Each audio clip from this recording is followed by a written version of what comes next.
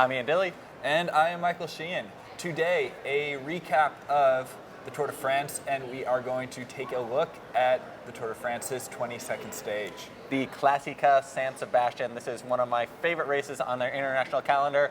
But first, this Tour de France, it was really exciting. It was a stunner. I put some bold predictions out before the race, and I got pretty much none of them right. The only thing that I did manage to foresee was Peter Sagan taking the green jersey, and let's be honest, anybody could have predicted that. The rest was a wild ride. Yeah, of course, Peter Sagan's 7th and record-breaking green jersey. Let's get into some of the impressive and standout performances from this Tour de France. Sprinters not named Peter Sagan.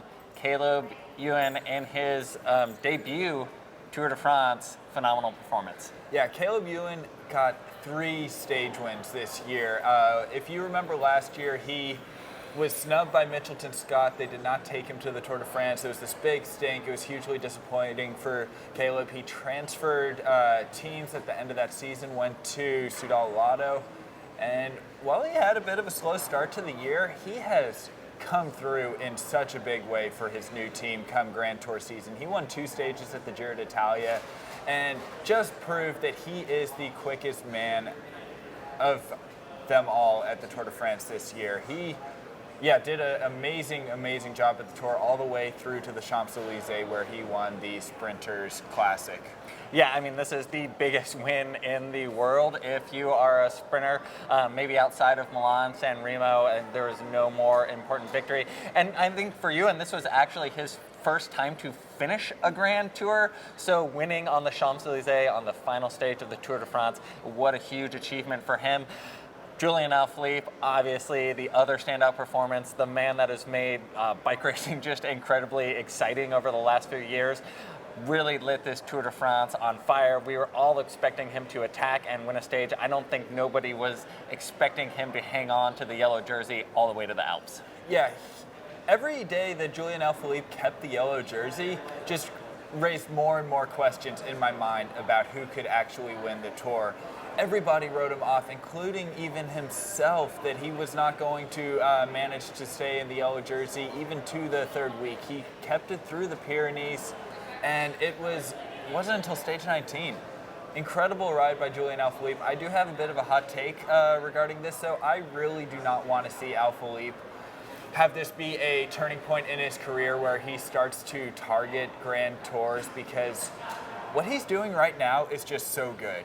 He is such a fun racer to watch, and he wins everything. He wins so many things, and I would be very, very worried to see him try to change his rider type to be able to ride like a Chris Froome and a Geraint Thomas, just a diesel uphill. That isn't Alaphilippe. He did an amazing job and almost won the whole Tour, but I don't want him to upset the apple cart by trying to focus on that.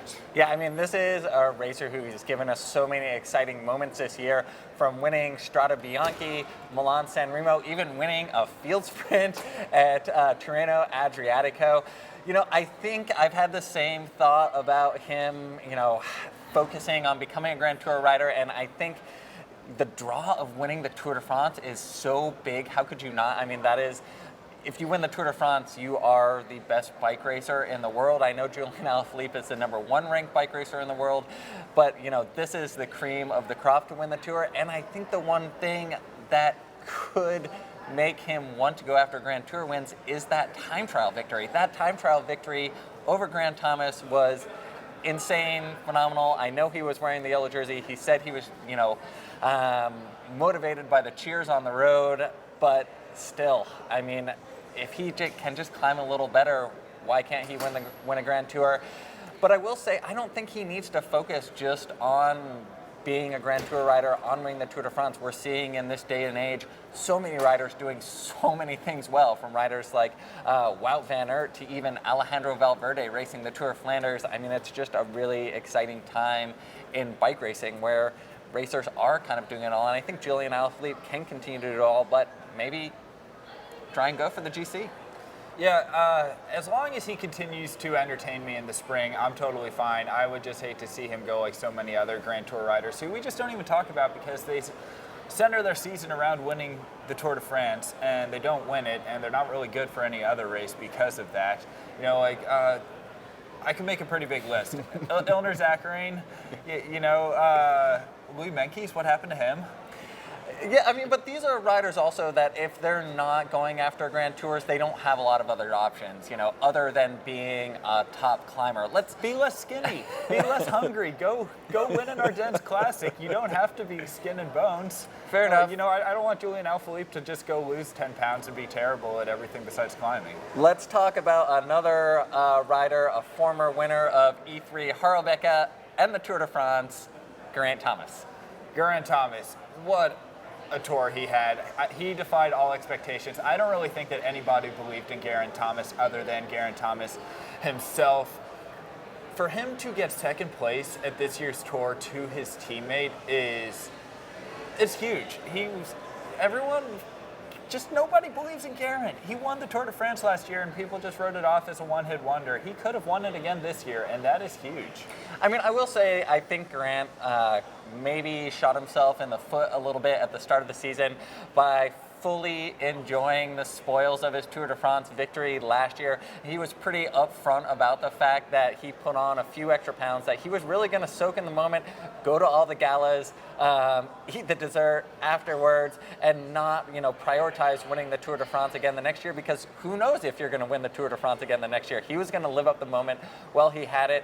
Kudos to him, but he did come into this season a bit off his top form, and I think that's why everybody was writing him off a little bit. He also suffered, illness, crashes, other setbacks, but to see him overcome all of that with really the only result to his name this season was a second place at the Tour of Romandy. It was hugely impressive, and he not only fought, but just maintained his composure throughout the Tour de France, all the way to the end. Hugely impressive performance, and really gracious performance by him in terms of riding for the team and, letting the stronger rider, Egan Bernal, win without any drama. It really underscores the class of Geraint Thomas, and that was a great ride to see all week. But let's get into that stronger rider, because I don't think that there are any questions out there. Egan Bernal, when it came to the mountains, he was simply the best. Yeah, I mean, I have text message evidence of picking Egan Bernal for the win, and he's a rider that We do. nobody. I don't think anybody thought he could do it. Everybody believed he could do it. Everybody I don't think knew he would do it one day. Yeah, I think everybody. This year. Everybody believed he could do it, but nobody thought he actually would do it.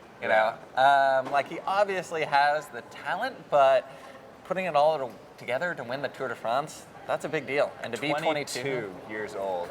Yeah. What more can you say? Yeah. Any predictions on how many Tour de France's he's going to win?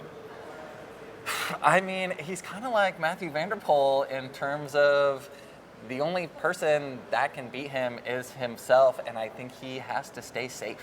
We'll talk about this when we get into Clásica San Sebastian here in a second, but he suffered a near career-ending crash at Clásica San Sebastian last year, required extensive facial surgery to come back, and come back he did. I mean, he was on fire just a few months later at Lombardia.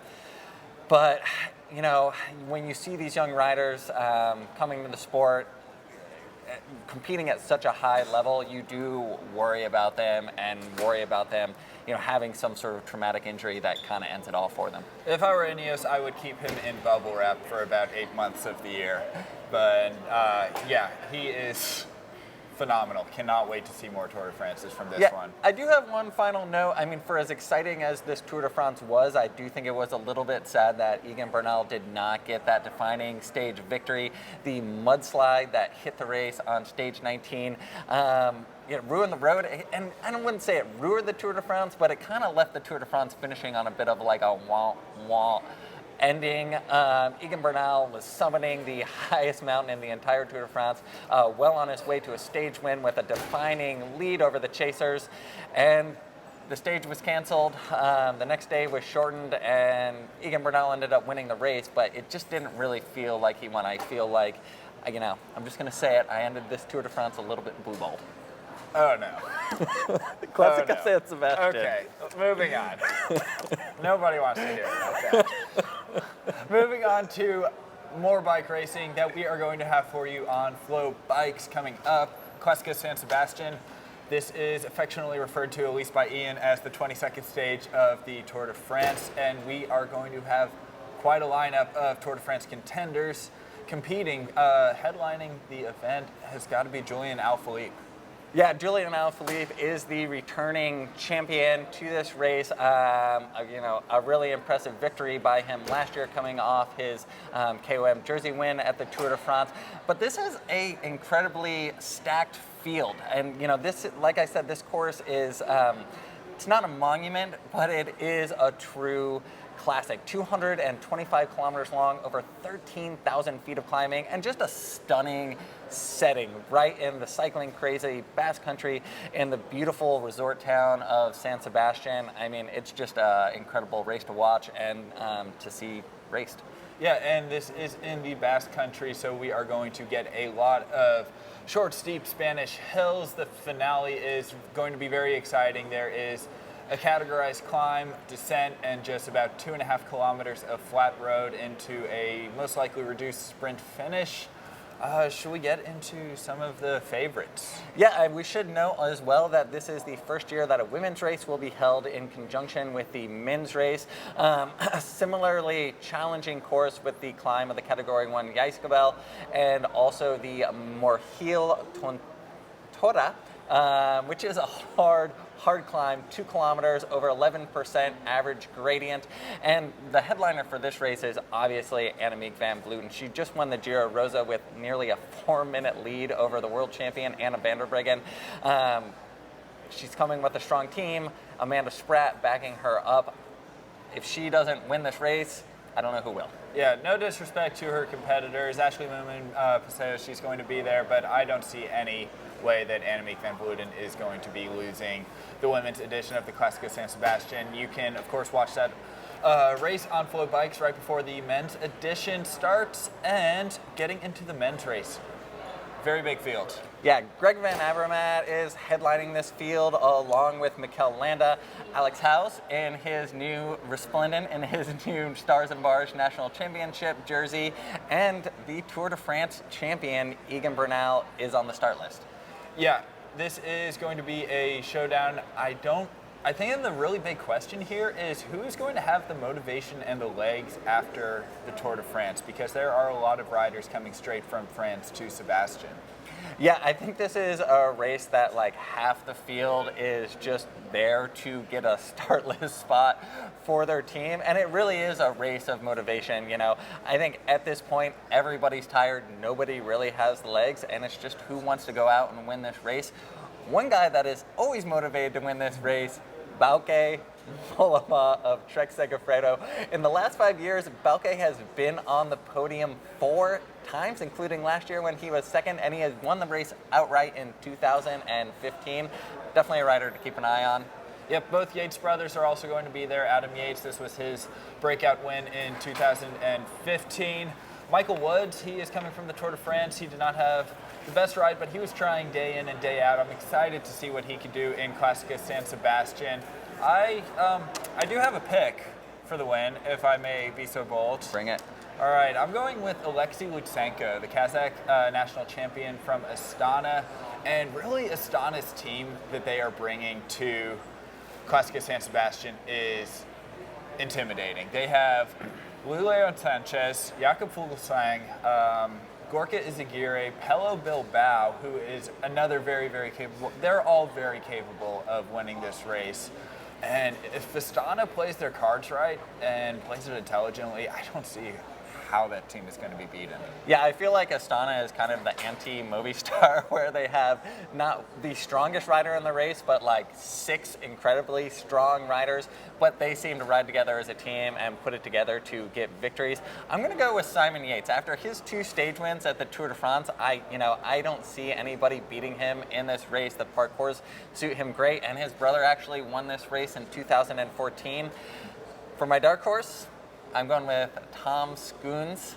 the Latvian national champion. He was riding really well at the Tour, was not able to put it together for a stage win, but I do see him definitely riding the early break, and maybe this will be the year that the break makes it to the finish at San Sebastian. Yeah, Tom has a streak of pulling out some pretty good wins in one-day classics. That would be great to see. My dark horse. Well, we talked about this earlier, and I'm going to go with it. Remco Evenepoel. He is another one of these just incredibly young riders who is the future of the sport and seems to have no limits to his talent already. He's got a quick step behind him if Julian Alaphilippe is feeling a little bit tired, as he darn well should be after the Tour de France. I think that Evenepoel is going to be next in line for this title at San Sebastian. Yeah, Evenepoel definitely on form. Recently won a stage at Adriatica Ionica, simply riding away from the field in the last 30 kilometers of the race and riding Fausto Masnada, winner at the Giro d'Italia, right off his wheel. The guy is just incredible to watch, and I think he is certainly going to light up this race. It's going to be exciting to see. Tune in Saturday or watch it on demand on FloBikes. Yeah, and don't forget that we do have quite a bit of other racing for you on FloBikes, including the Women's World Tour race, Ride London, that is going to be going on this weekend, and the start of Tour Poland. Yeah, it's going to be an exciting week, and we'll be back to see you soon.